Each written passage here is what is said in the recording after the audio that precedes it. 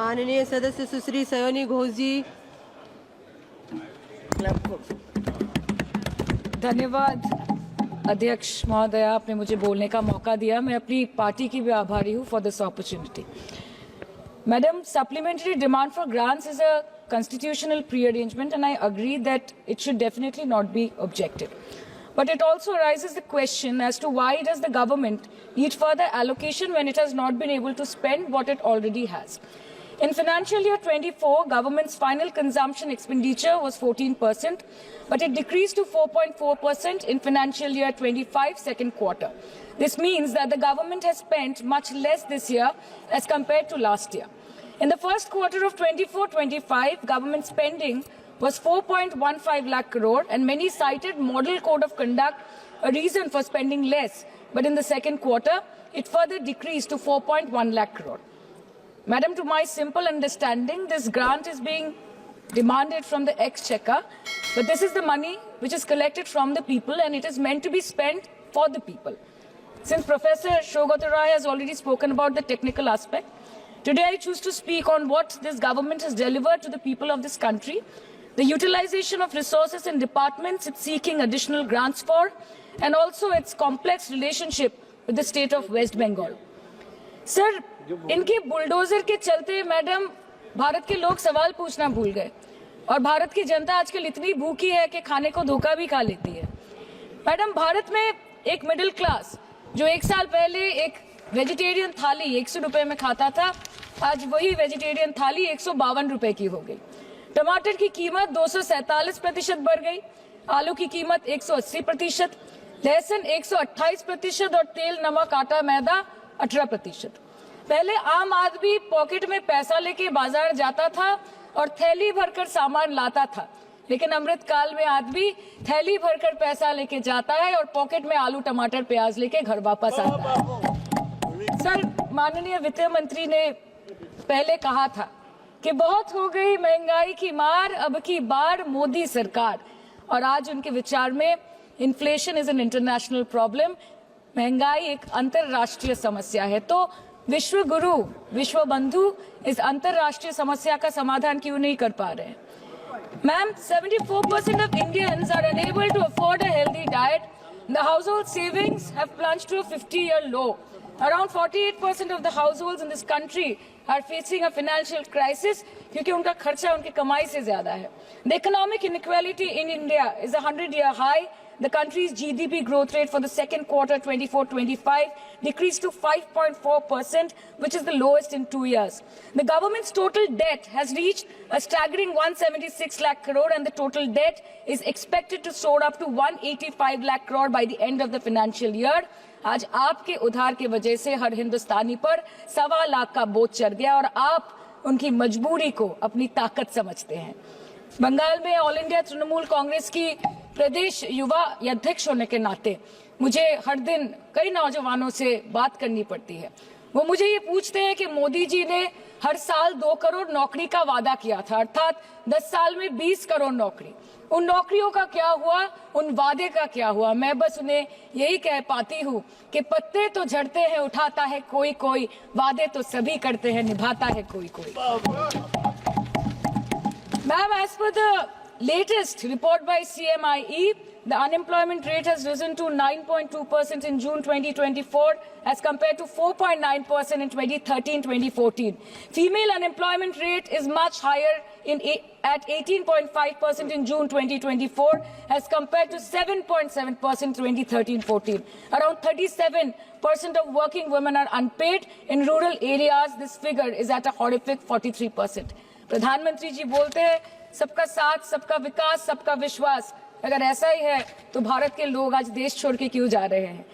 2018 से लेके 2023 के बीच 6,70,000 भारतीय ने अपनी नागरिकता त्याग दी।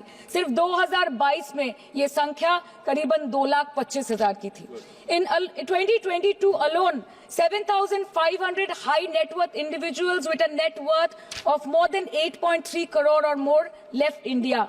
नवंबर 2022 से सितंबर 2023 सिर्फ 10 महीने में 96,917 Indians were arrested attempting to cross the United States illegally. Modi ji कहते हैं कि वो सबके साथ है, मगर ये आंकड़े बोलते हैं जो सबका होता है वो किसी का नहीं होता। और बंगाल के साथ तो कुछ अलग ही रिश्ता है इनका।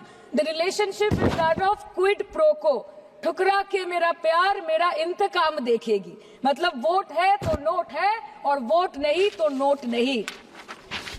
As per the available reports, as on 19 July, rupees 1.23 lakh crore is already due from the government of West Bengal against flagship programs like Manrega, PM Awas Yojana, Gram Sadak Yojana, National Health Mission, Central Food Subsidy.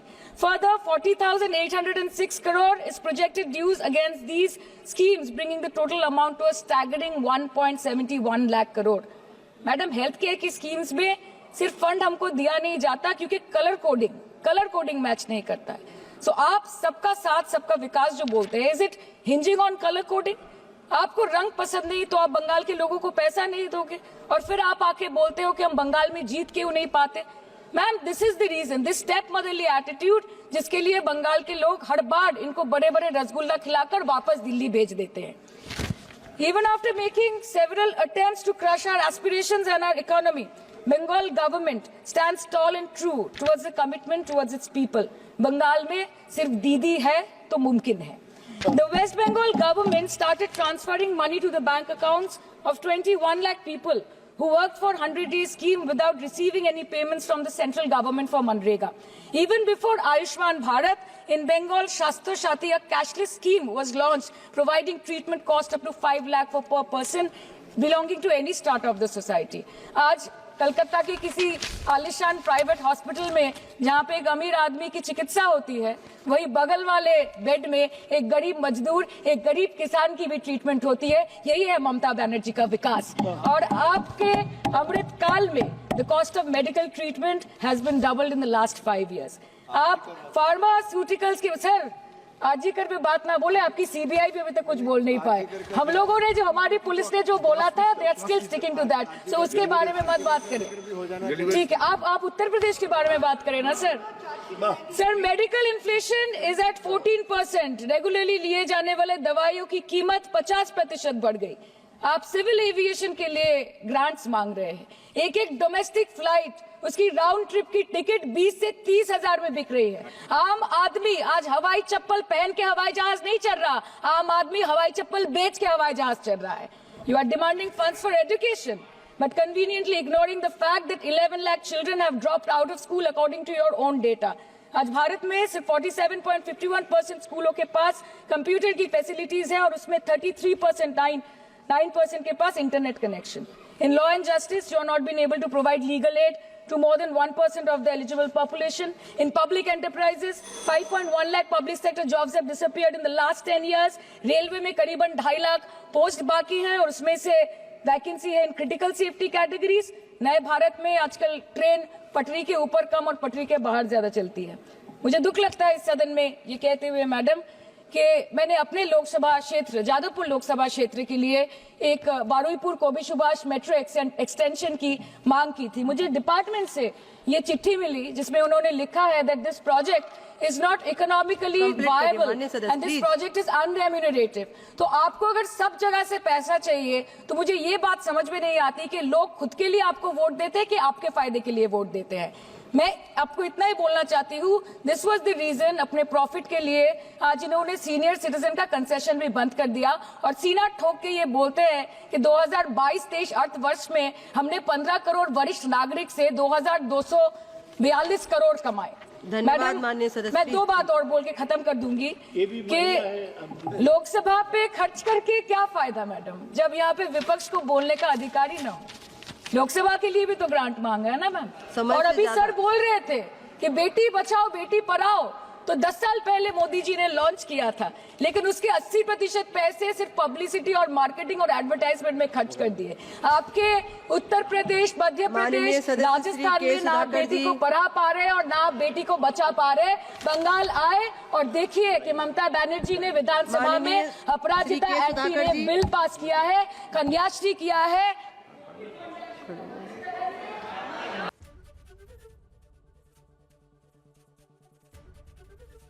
ABP Ganga, खबर आपकी, जुबान आपकी।